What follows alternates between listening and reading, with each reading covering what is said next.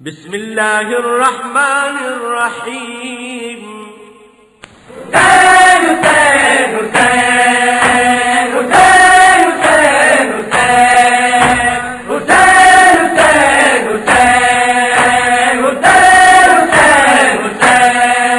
ہم حسینی ہیں دنیا میں پھیلے ہوئے،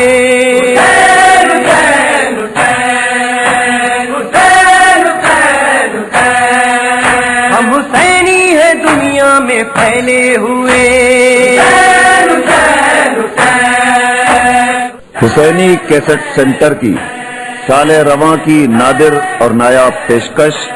ندیم سرور، عرفان حیدر عابدی، حسن صادق، ساجد حسین، فرحان علی، نقی ذکی، صفدر عباس، اسد آغا، ناصر زیدی اور رضی رضوی کے علاوہ پاکستان کے دیگر مشہور نواخواں اور ہندوستان کے معروف نواخواں حضرات کے پردرد اور پر اثر نوحوں کے کیسٹس ہم سے دستیاب کریں. شیطان اللعین الرجیم. بسم اللہ الرحمن الرحیم. الحمد للہ الذی ہدانا لہذا وما كنا لنهتدي لولا ان هدانا الله.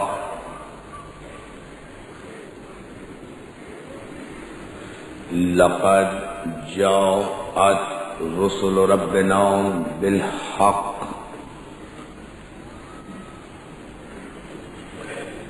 والصلاة والسلام والتحية والإكرام على سيد اسلم ما في الوجود سر اللہ فی کل موجود نقطۃ دائرۃ الوجود صاحب لواء الحمد والمقام المحمود مولانا و مولا الثقلین جد الحسن والحسین ابی القاسم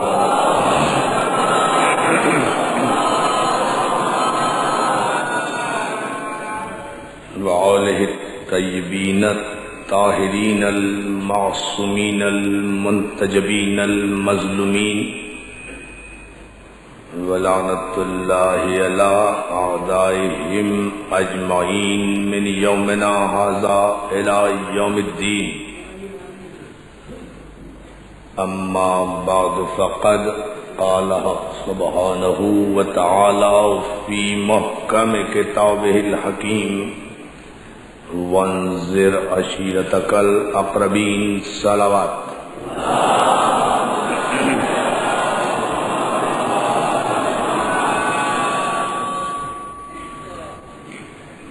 حاضرین گرامی قدر، عزاداران مظلوم کربلا،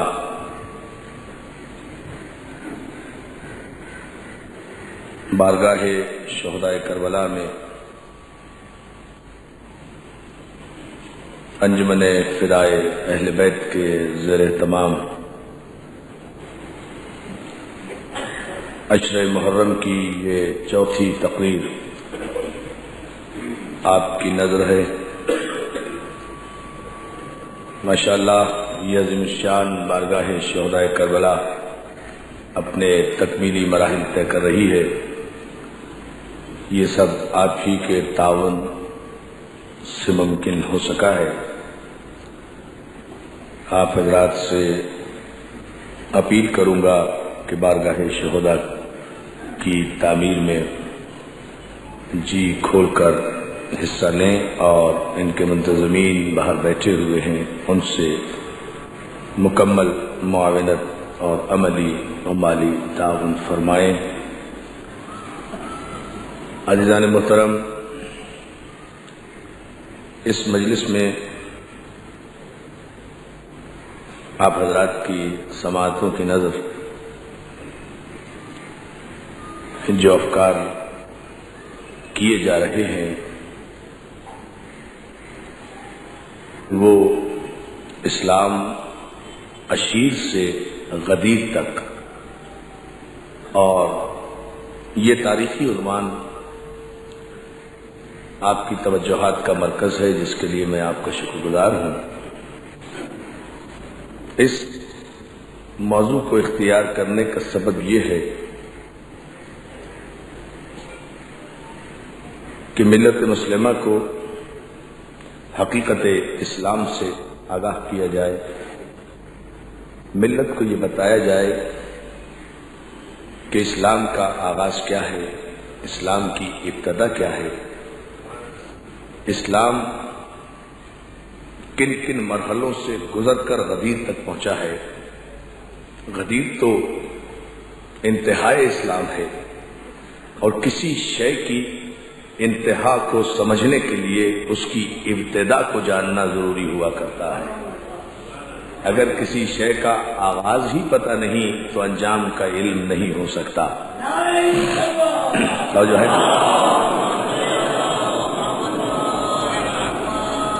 نہایت ضروری ہے کہ ملت مسلمہ آگاہ ہو کہ ابتدائے اسلام کیسے ہوئی۔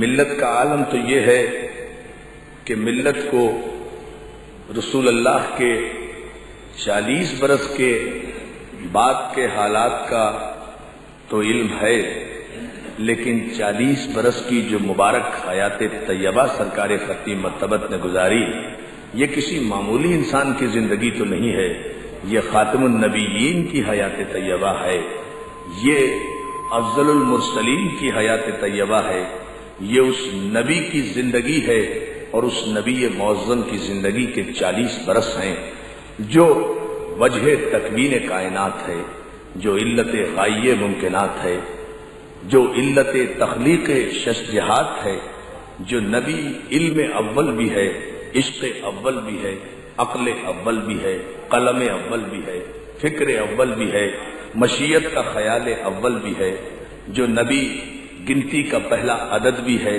بشیر بھی ہے، نذیر بھی ہے، سراج منیر بھی ہے، یاسین بھی ہے، طٰہٰ بھی ہے، مزمل بھی ہے، مدثر بھی ہے، رحمت بھی ہے، کرم بھی ہے، جود بھی ہے، سخا بھی ہے، جس کے لبوں کے اعجاز کا نام قرآن ہے۔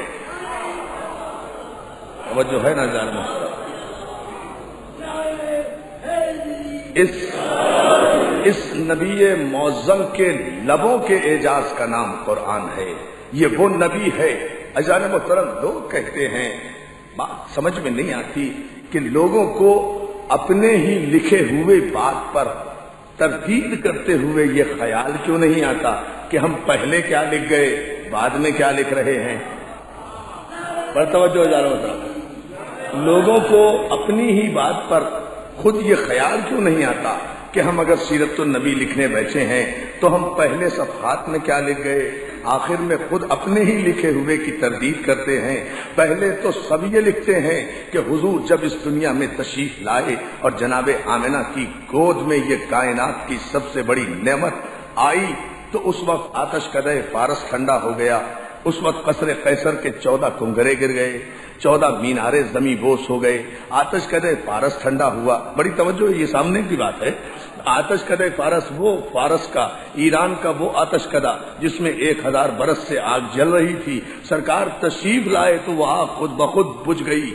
قصر قیصر کے بادشاہ روم کے محل کے 14 کنگرے گر گئے۔ تو عزیزان محترم، آنے والے نے تو خود آ کر اپنی علامتیں ظاہر کر دی ہیں، آگ کو ٹھنڈا کر کے بتایا کہ جہنم سے بچانے والا آیا ہے۔ قصر قیصر کے 14 میناروں کو گرا کر بتایا کہ اکیلا نہیں آیا، 14 ساتھ لایا ہے۔ ہے نا؟ تو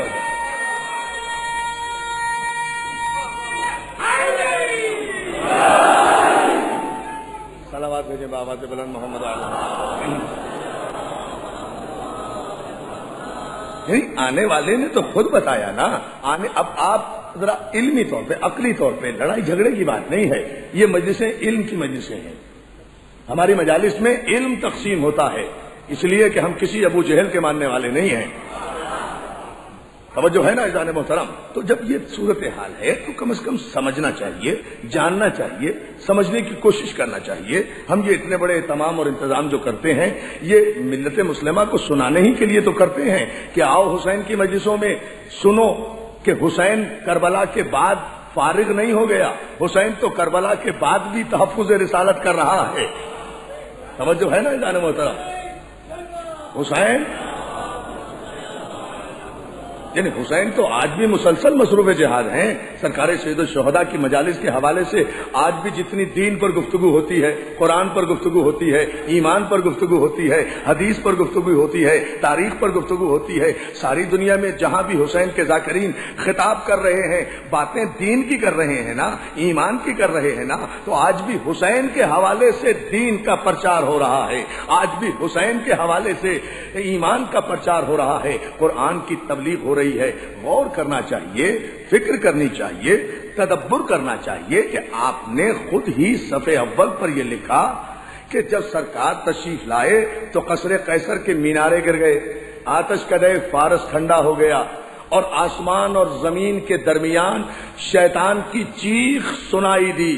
اسے آج سے زیادہ کبھی تکلیف نہیں ہوئی تھی جتنا سرکار کی تشریف آوری پر، سرکار کی تشریف آوری پر، اس لیے کہ رسول اللہ تشریف لے آئے تھے۔ تو شیطان یا رسول اللہ کہنے سے بھی گھبراتا ہے، رسول اللہ کے نام سے بھی گھبراتا ہے، آپ کی تشریف آوری سے بھی گھبراتا ہے۔ ابلیس کو صلوات میرے محمد علیہ محمد۔ غور فرمائیں بھائی، سارے سیرت نگاروں نے سیرت ہشام سے لے کر شبلی نعمانی تک اور شبلی نعمانی سے لے کر مولانا مودودی نے جو سیرت رسول لکھی ہے اس تک ایک ہی بات ہے، سب نے یہ تینوں نشانیاں تو متفقہ طور پہ لکھی ہیں، اس پر کوئی اختلاف نہیں ہے۔ میں پوری ذمہ داری سے آپ سے عرض کر رہا ہوں۔ اب میں جو آج کی مجلس میں آپ کی خدمت میں عرض کرنا چاہتا ہوں وہ میں اپنے پورے مجمع کی توجہ چاہوں گا، وہ یہ ہے کہ خود آپ ہی نے تو لکھا کہ جب سرکار تشریف لائے تو یہ معجزات ظاہر ہوئے، آتش کدے فارس ٹھنڈا ہوا، قصر قیصر کے مینارے گرے، شیطان کی چیخ سنائی دی۔ تو جب سرکار پیدا ہوتے ہی اس دنیا میں تشریف لاتے ہی ان معجزات کا اظہار فرماتے ہیں تو پھر آگے چل کر 2-3 ابواب کے بعد مورخ کو شرم نہیں آئی؟ نبی ہوئے بھائی، اگر نبی نہیں تھے تو پیدائش پر معجزے کیسے ظاہر ہو گئے؟ یہ بڑا عجیب فلسفہ ہے، سامنے کی بات ہے۔ کیا کسی کی پیدائش پر، کیا کسی عام انسان کی، اگر ہم جیسے بشر تھے تو کیا کسی مولانا کی پیدائش پر جہنم کی آگ ٹھنڈی ہوئی؟ اگر ہم جیسے بشر تھے تو کیا کسی مولانا کی پیدائش پر 1000 سال سے روشن آگ ٹھنڈی ہوئی؟ چولہے کی آگ بھی ٹھنڈی نہیں ہوتی۔ ہاں سچی ایسی باتیں کرتے ہیں تو کم از کم سوچنا چاہیے کہ جب پیدائش ہی مختلف ہے، جب تخلیق ہی مختلف ہے، جب ابتدا ہی مختلف ہے، تو پھر آپ انتہا میں ہمسری کا دعویٰ کیسے کر رہے ہیں، برابری کا دعویٰ کیسے کر رہے ہیں؟ عزیزان محترم، اللہ نے اس رسول کو بھیجا اپنا شاہد بنا کر، بشیر بنا کر، نذیر بنا کر۔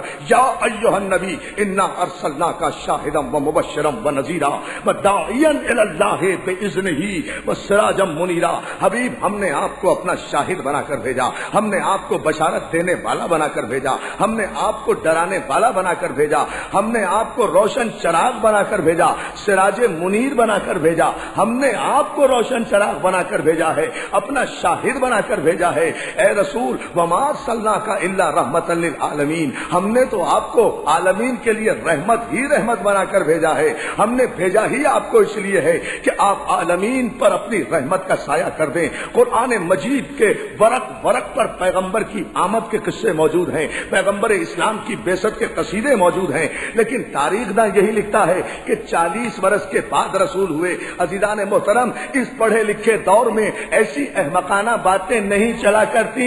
اگر کسی نے بڑھ کر پوچھ لیا کہ رسول اگر 40 برس تک رسول نہیں تھے تو پھر کیا تھے؟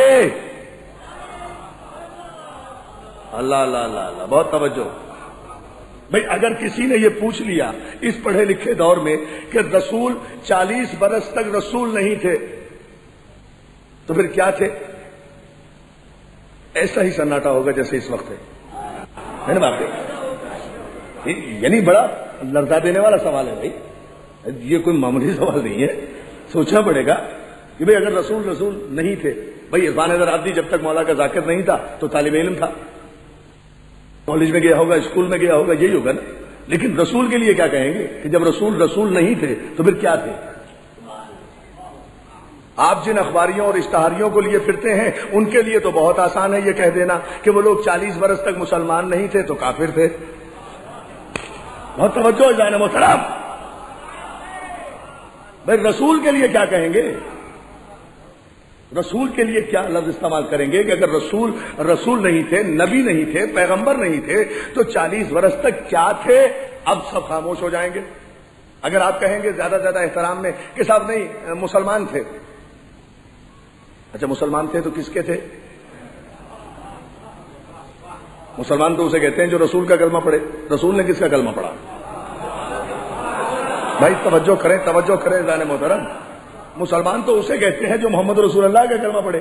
رسول نے کس کا کلمہ پڑھا؟ آپ کہیں گے جناب ابراہیم کا کلمہ پڑھا، تو جناب ابراہیم کا اگر رسول کلمہ پڑھے تو پھر ابراہیم کے امتی ہو جائیں تو افضل المرسلین نہیں رہ سکتے. صلوات بھیجے بآواز بلند، دیکھیں غور کریں ہے نا توجہ آپ کی جانب طرف. تو کیا کہیں گے آپ؟ مسلمان بھی نہیں کہہ سکتے، مومن بھی نہیں کہہ سکتے. رسول نے کسی کا کلمہ پڑھا ہی نہیں. رسول تو کلمہ پڑھانے کے لیے آیا ہے، کلمہ پڑھنے کے لیے تو نہیں آیا. اس خاندان کا مقصد تخلیق ہی یہ ہے کہ یہ کلمہ پڑھائے. یہ خاندان کلمہ پڑھنے کے لیے نہیں آتا. آپ سارا زور کیوں دے رہے ہیں کہ ابو طالب نے کہاں کلمہ پڑھا، عبداللہ نے کہاں کلمہ پڑھا، عبد المطلب نے کہاں کلمہ پڑھا؟ میں پوچھ رہا ہوں رسول اللہ نے کہاں کلمہ پڑھا؟ تو اگر بغیر کلمہ پڑھے ہوئے رسول ہو سکتا ہے، صلوات بھیجے نا محمد و آل محمد، بغیر کلمہ پڑھے ہوئے.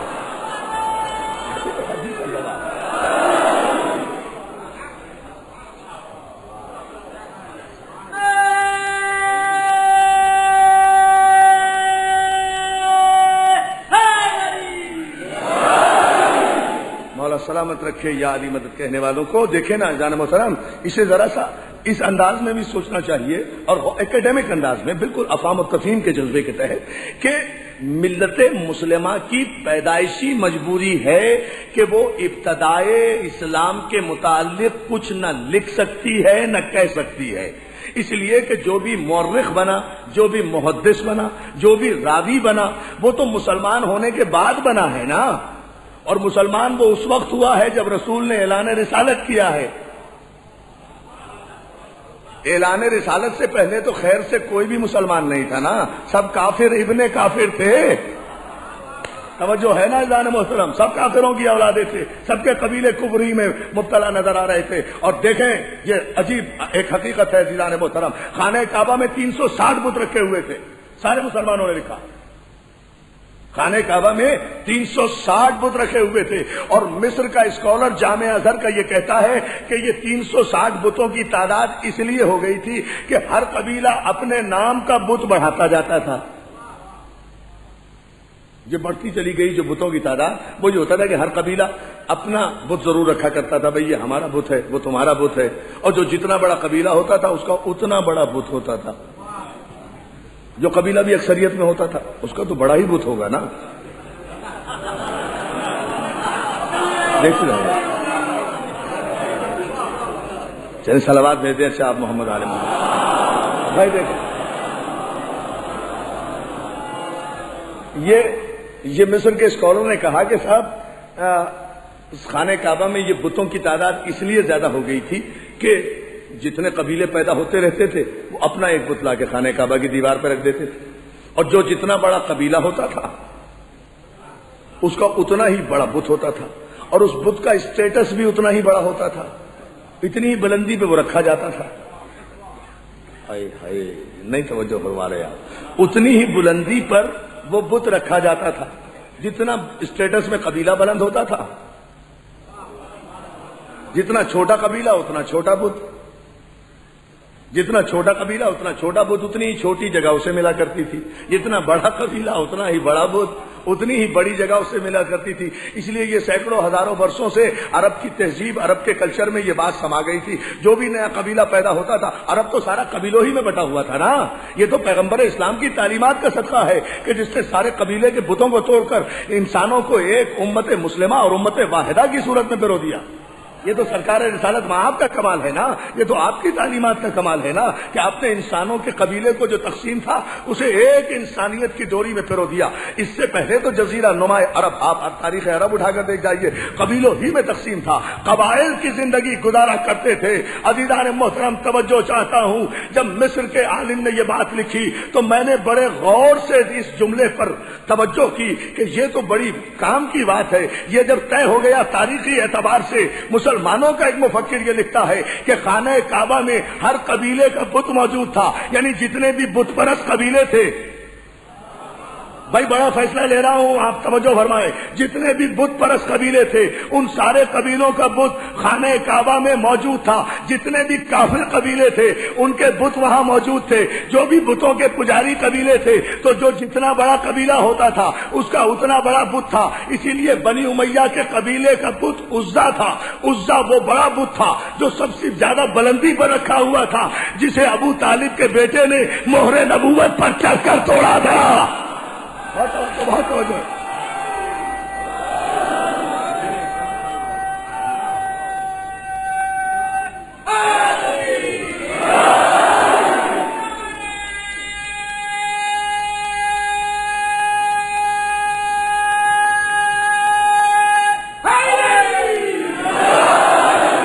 सलावत भेजे बाबा से बुलंद मोहम्मद वाले मोहम्मद पर। इसलिए बनी उमैया का जो बुत था वो उसका नाम था उज्जा, लात, हुबल, उज्जा। ये तीन बड़े बुत थे। इसमें उज्जा जो था वो उनका था, ये बुलंदी पर रखा हुआ था। तो ये तय हो गया तारीखी एतबार से। अपने नौजवान दोस्तों की पूरी तवज्जो चाहता हूं, मौला सलामत रखे इन तारीखी इज्तिमात को और इन मजालिस में आने वालों को मौला अपने हिफ्ज़ो अमान में रखे, दुश्मनों की नजर बद से महफूज रखे। दिल की गहराइयों से दुआएं देते हुए तवज्जो चाहूंगा अज़ीज़ान मोहतरम, इसलिए कि आज की बारगाह शोहदाए करबला की इस मजलिस में एक तारीखी फैसला लेकर हमेशा के लिए ये दरवाजा बंद कर देना है कि काफिर कौन है, मुसलमान कौन है, काफिर किसे कहते हैं, मुसलमान किसे कहते हैं। एक ही जुमला कहूंगा लेकिन तवज्जो आपकी चाहूंगा। मैं भी अपने आप को दांव पर लगा रहा हूं मजहब हक्का की हक्कानियत पर, मगर इस मिंबर पर नाज करते हुए, इस अलम पर फख्र करते हुए एतमाद से बात कह रहा हूं। जब मुसलमानों के मौरखीन ने यह लिखा कि खाने काबा में हर बुत परस्त कबीले का एक बुत रखा हुआ था, तो फिर तय हो गया ना कि जजीरा नुमाए अरब 360 कबीलों में तकसीम था। इसलिए कि 360 बुत खाने काबा में रखे हुए थे, हर कबीले का बुत था। हमने तारीख के एक एक बरक को पढ़कर देखा है, हर कबीले का नाम भी मौजूद है और उसका बुत भी मौजूद है। एक नबी और अली के बाप दादा को काफिर कहने वाले तारीख के काफिर मौरखों, मैं अपना मजहब आज ही तब्दील कर दूं अगर खाने काबा में बनी हाशिम का कोई बुत दिखा दो। जो है एक बुत भी अगर कोई तारीख पेश करे,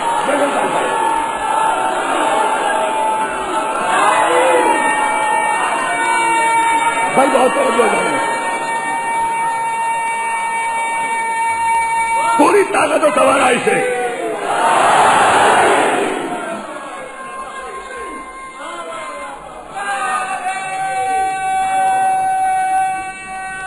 दोनों हाथ बुलंद करके अपने मदद की हक्कानियत पर यहां से वहां तक सलामत।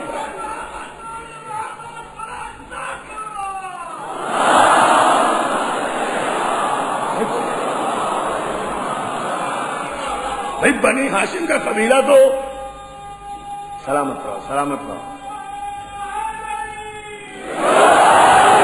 भाई बनी हाशिम का मौला सलामत रखे, या अली मदद कहने वालों को इन्हें अपने हिफ्ज़ो अमान में रखे।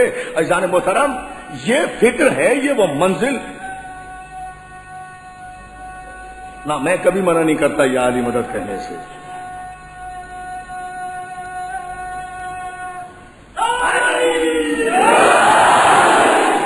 मौला سلامت رکھے جانو، یہی تو ہماری غذا ہے، یہی تو ہماری پہچان ہے، یہی تو ہمارا آئیڈینٹی کارڈ ہے. یہ ایک یا علی مدد ہی تو ہے جو کفر اور ایمان میں فرق کرتا ہے. یہی تو ایک نعرہ ہے، ورنہ پہچان نہیں ہے. لا الہ الا اللہ سے پتہ نہیں چلے گا کہ کافر کون ہے مومن کون ہے. محمد رسول اللہ سے پتہ نہیں چلے گا کہ کافر کون ہے مومن کون ہے. اس لیے کہ اللہ اور رسول کا نام لینے والے کافر بھی ہو سکتے ہیں مومن بھی ہو سکتے ہیں. جس طرح اس ملک میں بسنے والے قادیانی لا الہ الا اللہ بھی کہتے ہیں، محمد رسول اللہ بھی کہتے ہیں، مگر پھر بھی کافر ہیں. تو ہمیں تو اپنی شناخت علیحدہ کرنا ہے تاکہ بتانا نہ پڑے کہ کون سے والے ہیں. ہم محمد رسول اللہ کے فوراً بعد علی ولی اللہ کا اعلان کر کے بتاتے ہیں کہ کافر کافر ہم نہیں ہیں، کافر کافر تم ہو. توجہ ہے، اس طرح کی بات کر رہے ہیں.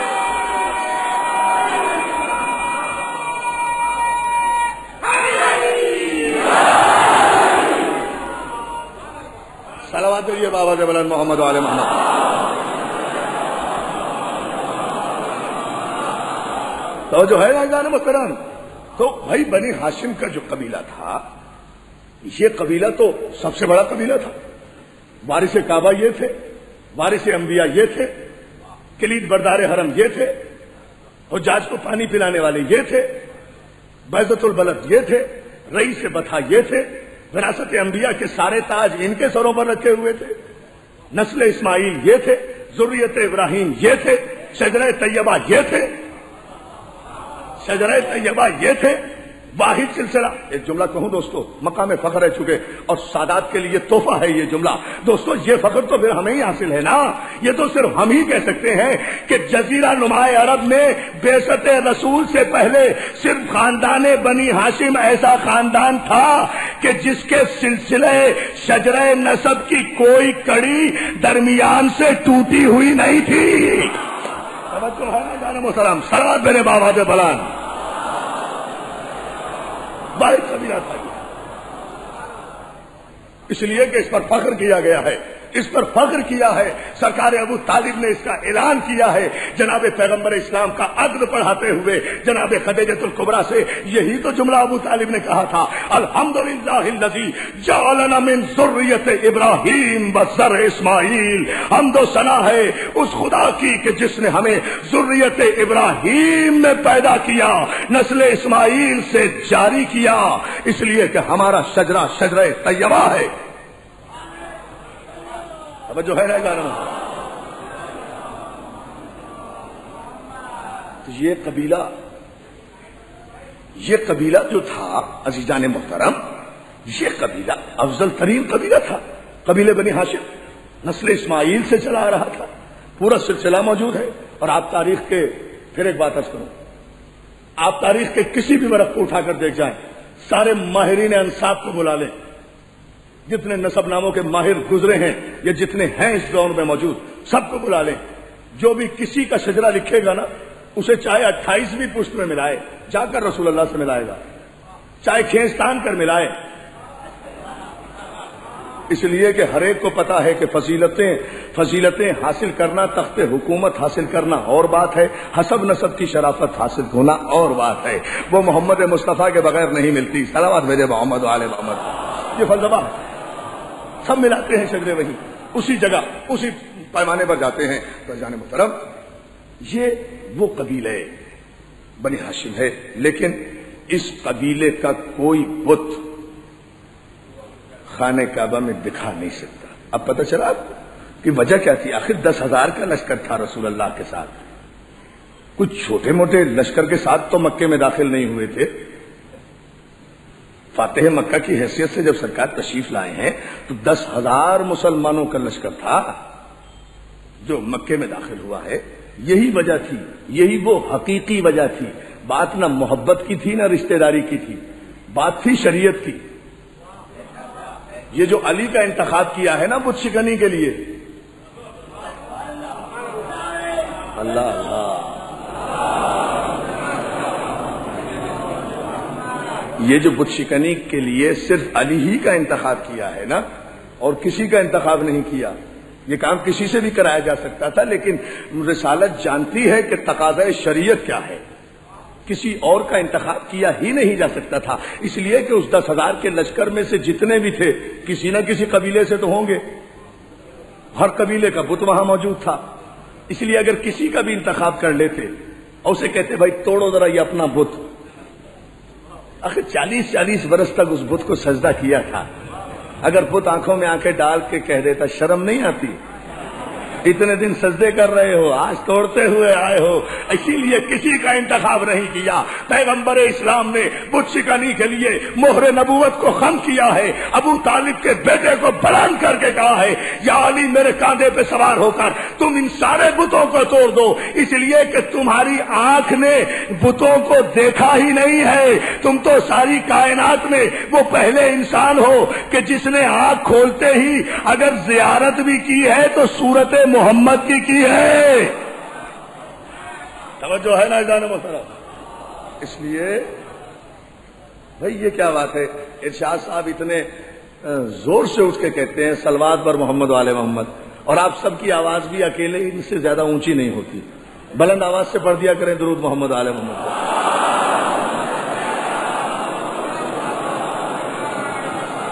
اللہ آپ کو سلامت رکھے۔ توجہ ہے نا دوستو؟ تو اس مرحلے پر ذرا سا ہمیں غور کرنا چاہیے، فکر کرنا چاہیے کہ یہ وہ کیفیت ہے جہاں سے آغاز اسلام ہوا۔ میں وہی عرض کر رہا تھا آپ کی خدمت میں کہ تاریخ کے مورخ کو اندازہ نہیں ہے کہ ابتدائے رسالت کی کیفیتیں کیا ہیں، آغاز رسالت کے حالات کیا ہیں، اس لیے کہ جتنے بھی راوی اور روایتیں اکٹھا ہوئی ہیں وہ تو سب اعلان رسالت کے بعد آئے ہیں نا۔ جب مسلمان ہوئے تو انہیں حالات اسلام کا پتہ چلا، تو انہوں نے تو صرف اتنا ہی دیکھا کہ پیغمبر اسلام کی خدمت میں آنا ہے، لا الہ الا اللہ کہنا ہے، محمد رسول اللہ کہنا ہے، مسلمان ہو جانا ہے، روٹی پانی فری مل جائے گا، خدیجۃ الکبریٰ کی دولت کا صدقہ ہے۔ بہت توجہ اذان محترم، مسئلہ کوئی زحمت تو تھی نہیں،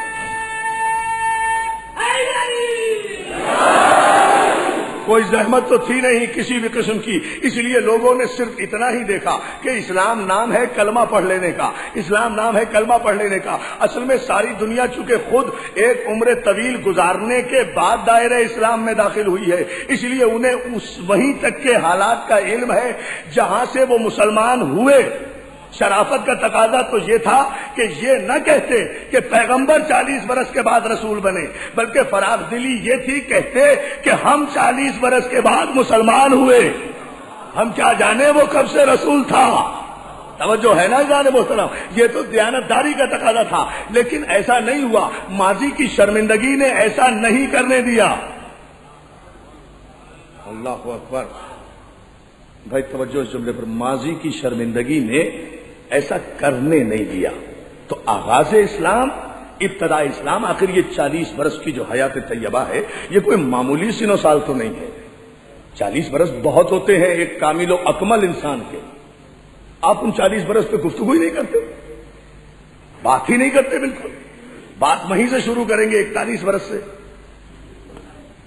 40 برس کی سیرت ہے، اور اسی لیے ہم نے آپ کی خدمت میں یہ مسلسل ہم عرض کر رہے ہیں ان 4 مجالس میں کہ پیغمبر اسلام کو اسی لیے پروردگار عالم نے حکم دیا کہ میرے حبیب سب سے پہلے اپنے قرابت داروں کو دعوت ایمان دو، انہیں بتاؤ، اس لیے کہ تمہارے قرابت دار بہتر سمجھتے ہیں کہ مقصد رسالت کیا ہے۔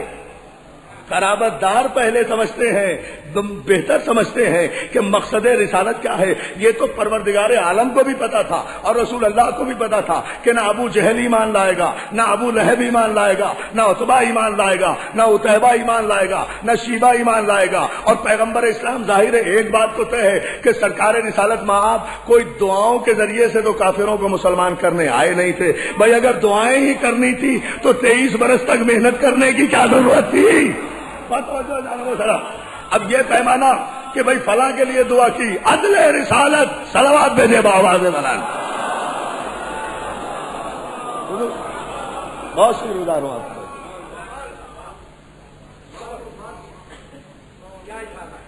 سرکار رسالت میں آپ کو دعاؤں کے ذریعے سے تو مسلمان کرنے نہیں آئے تھے، اور اگر انہوں نے دعا کے ذریعے کہیں مسلمان کیا ہے تو سرکار کی عدالت پر بات آتی ہے۔ تب ایک آدمی کے لیے خود دعا کر رہے ہیں اللہ اسے مسلمان کر دے، اچھا 2 آدمیوں کے لیے کر رہے ہیں کہ پروردگار یا اسے کر دے یا اسے کر دے، تو اس میں ابو جہل کا کیا قصور اگر پروردگار نے نہیں سنی؟ رسول اللہ نے تو 2 کینڈیڈیٹ پیش کیے تھے. آخر کی بات ہے صلوات بھیجے نا محمد والے محمد کا. اگر وہ نہیں ہوا تو سرکار رسالت مآب کوئی دعاؤں کے ذریعے سے مسلمان کرنے کے لیے نہیں آئے تھے. سرکار رسالت مآب تو آئے تھے هو الذی بعث فی الامیین رسولا منہم یتلو علیہم آیاتہ ویزکیہم ویعلمہم الکتاب والحکمہ وان کانوا من قبل لفی ضلال مبین. مقصد بعثت رسالت یہ تھا. سورہ مبارک جمعہ میں وضاحت کے ساتھ ارشاد ہوا کہ خدا وہ ہے کہ جس نے امیین میں ایک رسول بھیجا جس کا کام کافروں کے لیے مسلمان ہونے کی دعا کرنا نہیں ہے. یتلو علیہم آیات ہی، وہ ان پر آیات کی تلاوت کرتا ہے، وہ ان کے نفوس کو پاک کرتا ہے، وہ انہیں کتاب و حکمت کی تعلیم دیتا ہے. تو پیغمبر کا کام آیات کی تلاوت کرنا ہے، دعائیں کر کر کے کسی کافر کو مسلمان نہیں کرنا. عزیزان محترم پوری توجہ چاہوں گا آپ کی. سرکار کی بعثت کو قرآن میں متعدد مقامات پر وضاحت کے ساتھ بیان کیا ہے. یتلو علیہم آیات ہی، آیات کی تلاوت کرتے ہیں. وَيُزَكِّيهِمْ، اور ان کے ناپاک نفسوں کو پاک کرتے ہیں. وَيُعَلِّمُهُمُ الْكِتَابَ وَالْحِكْمَةَ، اور انہیں کتاب اور حکمت کا علم دیتے ہیں. تو پیغمبر آئے تھے تعلیم کتاب و حکمت کے لیے، پیغمبر آئے تھے تلاوت قرآن کے لیے، پیغمبر آئے تھے تزکیہ نفوس کے لیے. یہ مقصد بعثت رسالت تھا. ارشاد ہوا حبیب بنظر عشیرتک الاقربین، سب سے پہلے اپنے قرابت داروں کو دعوت ایمان دو. وہ واقعات آپ مسلسل 3 دن سے سن رہے ہیں. ہم اب ذرا سا یہاں سے آگے بڑھ رہے ہیں اس چوتھی مجلس میں، چونکہ ہمیں نبی مجلس تک انشاءاللہ غدیر تک جانا ہے. ان مرحلوں سے ان تقاریر کو گزارتے ہوئے تاریخ کا ایک نتیجہ ضرور انشاءاللہ آخری مجلس میں اگر مولا نے طاقت دی تو آپ کی خدمت میں پیش کروں گا. وہ یہ عزیزان محترم، اب دعوت ذوالعشیرہ میں جب اعلان رسالت ہو گیا اور تصدیق رسالت کرنے والے نے تصدیق رسالت کر دی، گھر ابو طالب کا، تصدیق علی کی، رسالت نبی کی، بائیکاٹ ابو جہل کا. یہاں سے 2 راستے چلے، ایک تصدیق کرنے والے، ایک تردید کرنے والے. جو رسالت کی تردید کر رہے ہیں وہ کافروں کا قبیلہ ہے، جو رسالت کی تصدیق کر رہے ہیں وہ مومنوں کا قبیلہ ہے. تو یہ کافر قبیلہ جس نے مخالفت. اب دوستو مسئلہ کیا تھا کہ 3 دن سے ابو جہل اٹھا کر لے جا رہا تھا اپنے ساتھیوں کو کہ پیغمبر کی بات نہ سن سکے، مگر ابو طالب نے آج مجبور کر دیا کہ وہ پیغمبر کی بات سنیں، اسلام کی دعوت ان کے کانوں میں پہنچے. اور علی کی تصدیق نے اس بات کو مستحکم کر دیا، اس لیے کہ مولا نے کہا یا رسول اللہ میں گواہی دیتا ہوں کہ آپ اللہ کے رسول ہیں. مولا میں گواہی دیتا ہوں میں آپ کی قدم قدم پہ مدد کروں گا. تو اب عزیزان محترم کافروں کے دل میں تو یہیں سے گرا پڑ گئی نا، اس باپ کے خلاف بھی، اس بیٹے کے خلاف بھی. صلوات بھیجنا محمد آل محمد پر.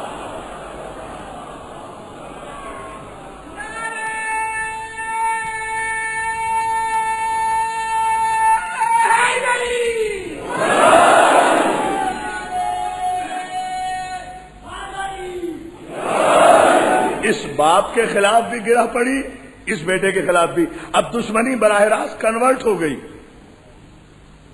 تبدیل ہو گیا انداز دشمنی. جو دشمنی اصل ہے اسلام سے، دشمنی ہے کافروں کو پیغام توحید سے، دشمنی ہے اصل میں لوگوں کو لا الہ الا اللہ سے، دشمنی ہے محمد رسول اللہ سے. مگر یہ جو درمیان میں 2 دیواریں آ گئی نا باپ اور بیٹے کی،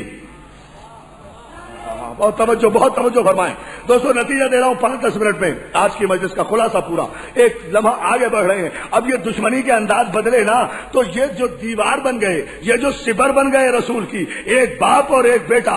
باپ نے حمایت کا اعلان کر دیا، بیٹے نے تصدیق کر دی. اور خود تاریخ کا مورخ لکھتا ہے کہ 12 برس کی عمر میں پیغمبر اسلام کی تصدیق کی ہے علی نے. 12 برس کی عمر میں، 12 برس کی عمر میں رسالت کا گواہ بنا ہے ابو طالب کا بیٹا. تو معاشرتی ایک جملہ کہوں گا، معاشرتی اعتبار سے 12 برس کی عمر میں علی نہ انڈیپینڈنٹ ہے نہ خود کفیل ہے. باپ موجود ہے، بیٹا تصدیق رسالت کر رہا ہے. ابو طالب کی ذمہ داری تھی. معاذ اللہ اگر ابو طالب ایسے ہوتے جیسا کہ یہ کافر کہتے ہیں تو اگر رسول کو نہیں روک سکتے تھے تو اپنے بیٹے کو تو کہہ سکتے تھے ارے کیا باپ کے مذہب کے خلاف. علی بھائی اندازہ فرمائیے نا.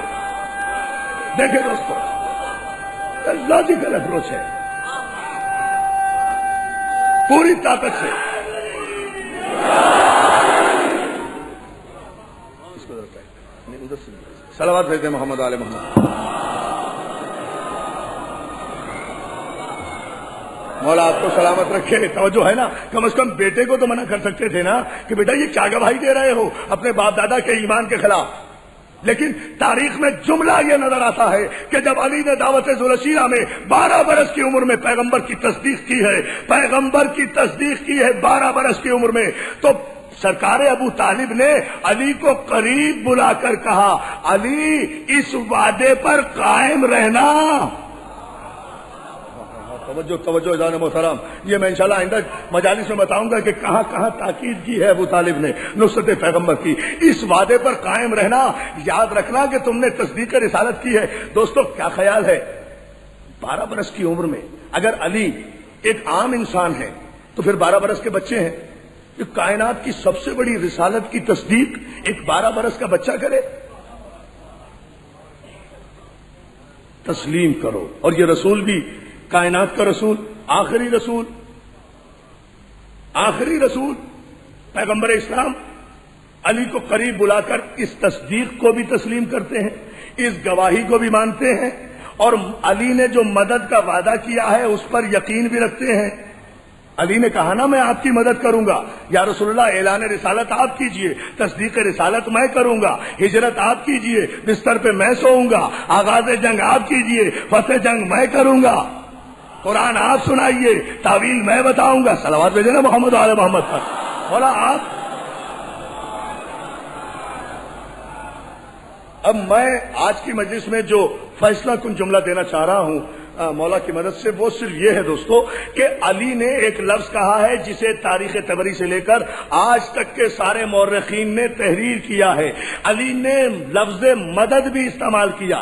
پیغمبر نے بھی کہا کون ہے جو میری مدد کرے, علی نے کہا میں آپ کی مدد کروں گا. پیغمبر نے علی کی مدد کو قبول کیا, پیغمبر نے قبول کیا. تو جب پیغمبر خاتم النبیین نے علی کی مدد کو قبول کیا تو تسلیم کر لیا نا کہ علی مددگار ہے, علی مشکل کشا ہے. تو جو 12 برس کی عمر میں خاتم النبیین کا مشکل کشا ہو, 12 برس کی عمر میں 12 برس کی, صلوات بھیجے نا محمد علیہ.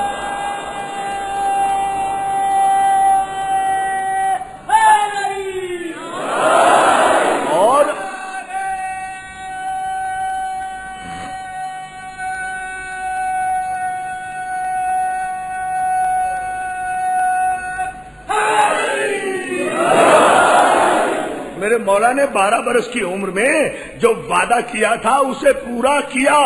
ایک لمحے کے لیے اسی کا نتیجہ تو غدیر ہے, اسی کا نتیجہ غدیر ہے. جب علی نے اپنی مدد سے ایک لمحے قدم پیچھے نہیں ہٹایا تو میرے حبیب تم بھی اسی میدان میں اعلان کرو کہ من کن تو مولا ہو فہذا علی مولا, جس کا میں مولا ہوں اس کا یہ علی مولا ہے. اعلان کرو, بدر میں, احد میں, خیبر میں, خندق میں, شیب ابو طالب میں, بستر پہ, ہجرت میں, جلوت میں, خلوت میں, جہاں بھی رسول کو مدد کی ضرورت ہوئی پیغمبر نے مدد مانگی, علی نے مدد کی. پیغمبر نے مدد مانگ کر علی سے مدد مانگنا اپنی سنت قرار دیا. علی نے مدد پیغمبر کی کر کے ہم لوگوں کو یقین دلایا کہ کبھی پکارو تو صحیح میں آؤں گا.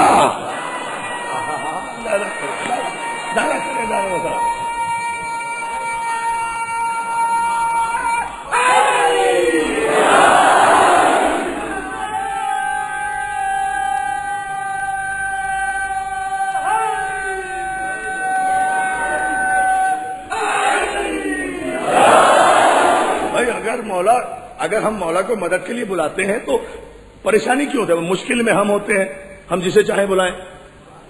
لوگوں کو کیا پریشانی ہے اس سے؟ ہم یا علی مدد ہم کہتے ہیں, ہم کسی اور کو تو نہیں کہتے کہ تم بھی یا علی مدد کہو. کہنے کی ضرورت ہی نہیں ہے.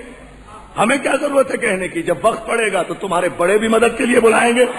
حیثیت کیا ہے ہمیں کہنے کی ضرورت بھائی یا علی مدد ہم کہتے ہیں.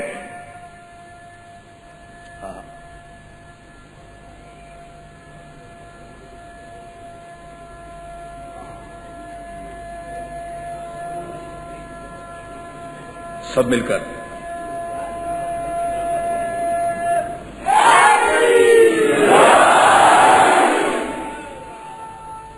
मौला को बुलाते हैं, मासूम को बुलाते हैं, किसी गैर मासूम को मदद के लिए नहीं बुलाते।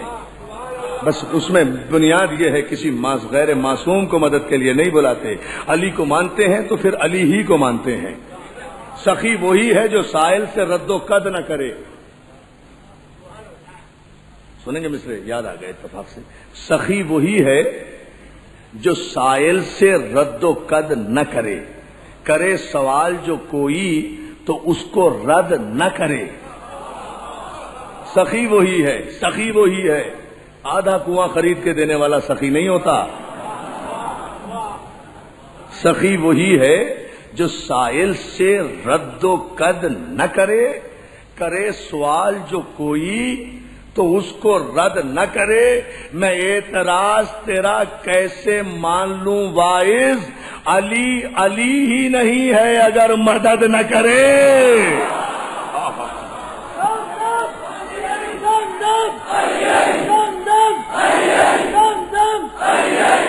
नगर गली गली, नगर गली गली,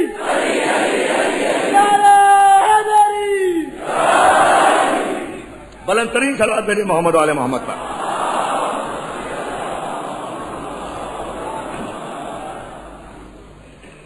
अब जो है ना जाने मोहतरम, अली अली ही नहीं है अगर मदद न करे। दीन की तस्दीक अली ने की, रिसालत की तस्दीक अली ने की, नबूवत की तस्दीक अली ने की, कुरान की तस्दीक अली ने की, शरीयत की तस्दीक अली ने की। तो जब दीन, नबूवत, कुरान और शरीयत की तस्दीक अली ने की है, तो इस दीन, कुरान, नबूवत और शरीयत पर अगर कोई आंच आए तो ये जिम्मेदारी भी अली ही की है कि वो शरीयत को भी बचाए, दीन को भी बचाए, कुरान को भी बचाए। ये जिम्मेदारी भी अली ही की है, ये जिम्मेदारी भी अली ही की है। और अली कहते ही उसे हैं जो हर रूप में सामने आए। और जो है ना दोस्तों, दीन पर वक्त आया अली सामने, शरीयत पर वक्त आया अली सामने, कुरान पर वक्त आया अली सामने, नबूवत पर वक्त आया अली सामने। करबला इसी का तो नतीजा है क्या करबला में सिवाय अबू तालिब के? है क्या करबला में सिवाय अबू तालिब की औलाद के? चाहे कूफे में मुस्लिम हो, चाहे करबला में ओनो मोहम्मद हो। आहा, आपको तो पता है ना आज मुहर्रम की 4 तारीख है। आप तो रोने आए हैं ना, उन बच्चों को रोने आए हैं जिन पे मां नहीं रोई।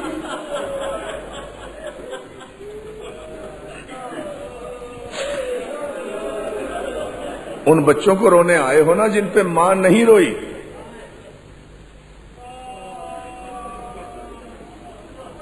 जो गैर सैयद हैं उनका एहसान है, लेकिन जो सादात हैं वो ये जुमला सुन लें, उन पर रोना आज औन मोहम्मद पे वाजिब है। सादात पर बड़ा एहसान किया है ज़ैनब ने, सादात पर बड़ा एहसान किया है ज़ैनब ने। ज़ैनब ने कहा, परवरदिगार मेरी नस्ल मुनक़ता हो जाए मगर मेरे हुसैन की नस्ल बाकी रहे।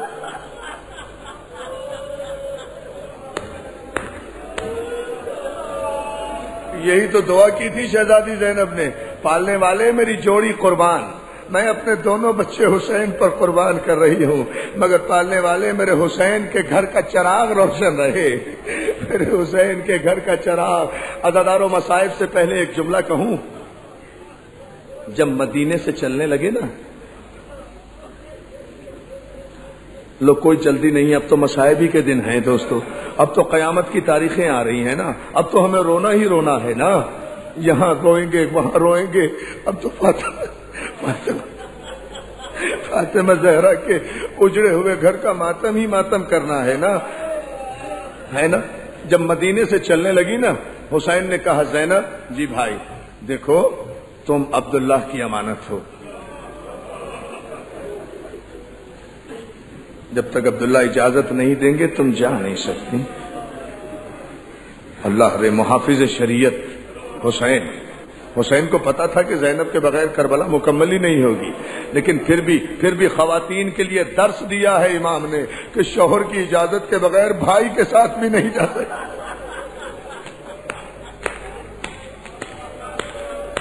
میری ماں بہنوں یہ جملہ نوٹ کرو، شوہر کی اجازت کے بغیر حسین جیسے بھائی کے ساتھ نہیں جا سکتی۔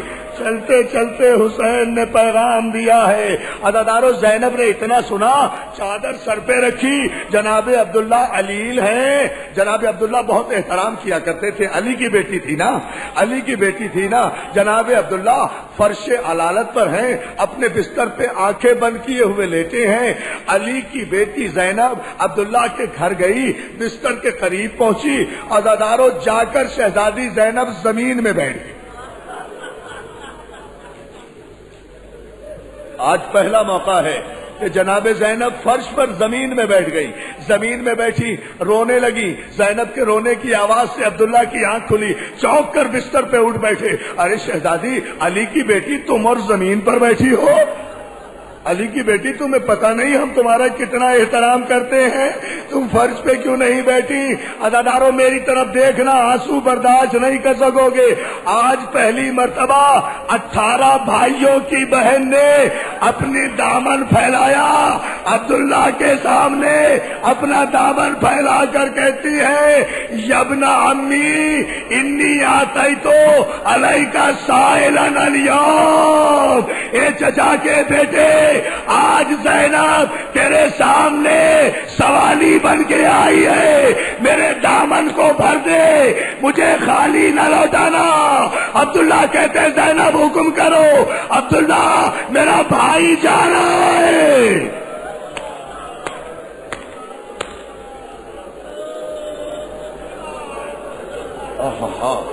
کیا پرسہ دے رہے ہیں آپ، کیا نورانی مجلس ہو رہی ہے۔ اور مولا تمہارے آنسوؤں کو قبول کرے۔ عبداللہ میرا بھائی جا رہا ہے، تمہیں تو پتا ہے میں اپنے بھائی کے بغیر زندہ نہیں رہ سکتی، مجھے اجازت دے دو۔ جناب عبداللہ نے اٹھ کر کھڑے ہو گئے، کہا زینب اجازت ہے، حسین امام ہے، جاؤ حسین کے ساتھ جاؤ۔ زینب نے سلام کیا، خوشی سلام کیا، ابھی دروازے تک پہنچی تھی کہ ایک مرتبہ عبداللہ نے آواز دی، علی کی بیٹی ادھر آؤ۔ علماء لکھتے ہیں کہ دوبارہ جو عبداللہ نے بلایا نا، زینب کا چہرہ زرد ہو گیا، بڑھتے ہوئے قدم رک گئے۔ ارے کہیں عبداللہ کا ارادہ نہ بدل گیا ہو، کہیں عبداللہ بیماری کے بہانے مجھے روک نہ لے۔ لرزتی ہوئی آئی، ہاتھوں کو جوڑ کر کہتی ہے، میرے وارث کہیں ارادہ تو نہیں بدل گیا؟ آپ نے تو اجازت دے دی تھی۔ جناب عبداللہ نے کہا نہیں زینب یہ نہیں ہے۔ آواز دی، بیٹا آنو محمد ادھر آؤ۔ دونوں بیٹے باپ کے پاس آئے۔ زینب جب کربلا میں قربانیوں کا دن آئے، ان کو میری طرف سے، محمد کو اپنی طرف سے حسین پر قربان، جزاک اللہ۔ کیا پرسہ دے رہے ہو؟ مولا تمہیں سلام، میرے دعا کرو، میرے مولا مجھے طاقت دو، میں یہ جملہ پڑھ سکتا۔ عزادارو میں انو محمد کی شہادت تو نہیں پڑھ سکتا، شہادت المحسن میں پڑھوں گا انشاءاللہ۔ ایک جملہ سن لو، بہت پرسہ ہو گیا۔ زینب اون کو میری طرف سے، محمد کو اپنی طرف سے حسین پر قربان کر دینا۔ دونوں بچوں کو ساتھ لیا۔ جب بچے باپ کو سلام کرنے لگے تو جناب عبداللہ اونو محمد کو گلے سے لگا کر کہتے ہیں، اونو محمد جی بابا، بیٹا دوہری ذمہ داریاں ہیں تمہاری۔ بابا کیسی؟ بیٹا تم جعفر طیار کے پوتے ہو اور حیدر کرار کے نواسے ہو۔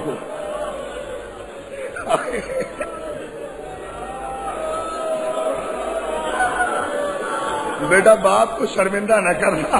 عزادارو آج اونو محمد اپنا وعدہ پورا کر رہے ہیں۔ اجازت مل گئی، مختصر کیا میں نے، اجازت ملی اونو محمد کو۔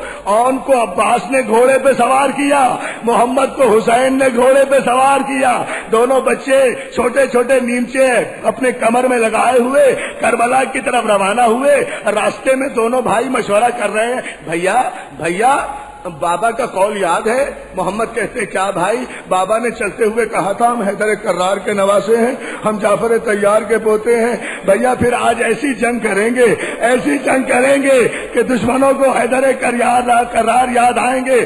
بھائی پھر کیا کریں؟ بھیا ایسے کرو، دونوں بھائی کہتے ہیں ایسا کرو میں دائیں جانب لشکر میں داخل ہوتا ہوں، تم بائیں جانب سے لشکر یزید میں داخل ہو جاؤ، تم دایاں پڑا الٹ دو، میں بایاں پڑا الٹ دوں گا۔ لیکن بھائی کبھی کبھی تھوڑی دیر کے بعد زین پر کھڑے ہو کر ایک دوسرے کو دیکھتے رہنا تاکہ بھائی کی کیا سن رہے ہو دادارو؟